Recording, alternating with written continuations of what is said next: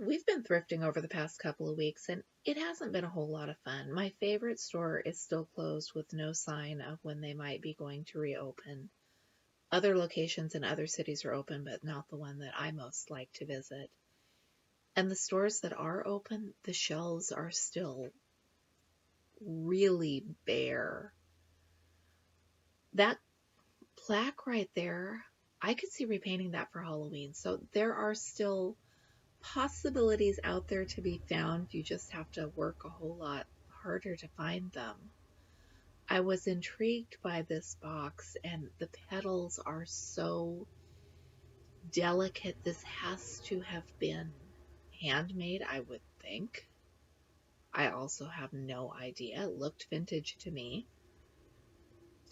I'm not a reseller. I'm not an expert in this stuff. This is obviously someone's wedding decor, and I don't understand because it seems like if you wanted to sell this, you would put them all in one box for one price.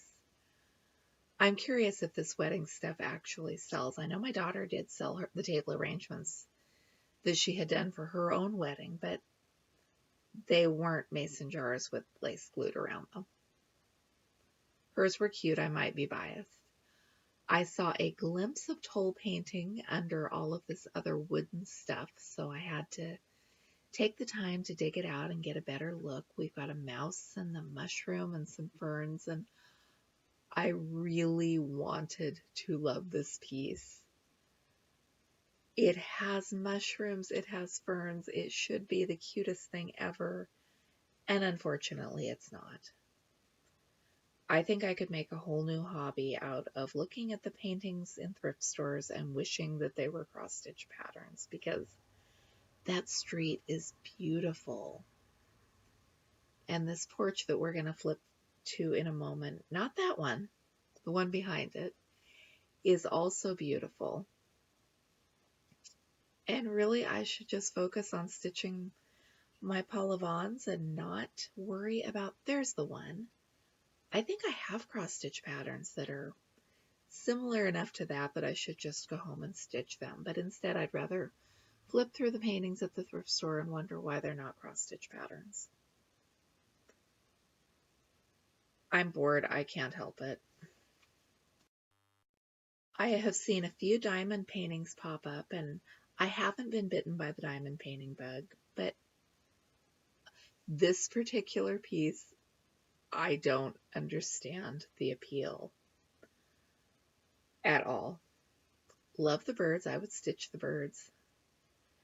Nothing fun in the lamps today. I am still regretting that I didn't get that cute little milk glass lamp, although if I had got it, I might regret buying it. It's one of those danged if you do, danged if you don't. Love the artwork on this tote bag. I don't know if that's an illustration from a book or something I should recognize. It had these wonderful thick rope handles, and I was good and I resisted temptation. And I have never seen an orange globe before, but when I Googled, it seems like they're a thing. I don't understand why they're a thing. So if you know what I'm missing, tell me in the descriptions below, because I don't get it. I love old globes, but the orange confuses me.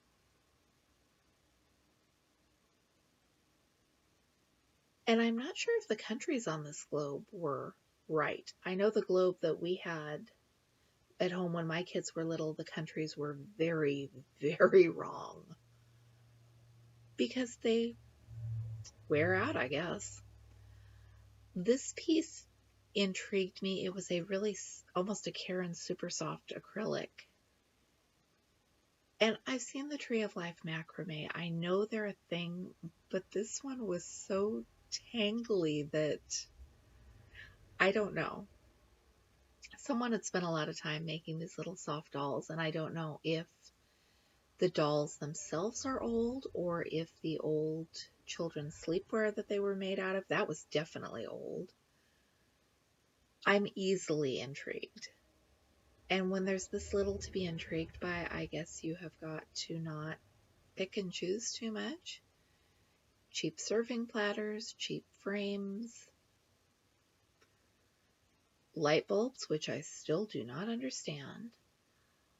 I glanced at these bags of scrap fabric. They were a great price. They looked like good fabric. And honestly, now that I'm home looking at them again, this would have been great bones for a baby quilt because the colors look, there's enough coordination in there that I could have done something. But I've got fabric, especially that one with the greens and the pinks. But I have fabric at home. I did not need them. I was good. More of those little glass luncheon sets. I am seeing them everywhere. Maybe because there's nothing else to look at. I know they're always out there, but for some reason they're very much on my radar right now as far as stuff I'm paying attention to. Some pretty old utility quilts hanging on the fence outside the shop, and if I have a favorite find of the day, this painted saw is it. I loved the colors when I saw it, but I resisted temptation, and now that I'm seeing it again, I kind of wish I'd brought this home. It is just neat. When I did my last thrifting video that had the painted saw in it, someone said she'd never seen such a thing. In the late 70s, early 80s, there was a Tole painting craze, and my mom and my grandma and my other grandma, and I think an aunt or two, got heavily into Tole painting.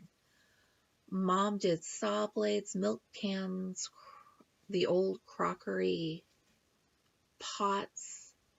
I think if it did not actually get out of the way, it was at risk of being painted. I really like the colors and plaid of this old picnic basket, but it had a broken handle, and that was just enough to save me from myself. It would make neat sewing room storage, though. Maybe I'll find another one at an estate sale. And I love the details of this little bank. Isn't that cute? It just, from the First National Bank of Aberdeen, South Dakota. And just as I was giving up on this particular store, I spotted milk glass in their 4th of July display. I love how sharp the edges on this one are and what it looks like patchwork to me.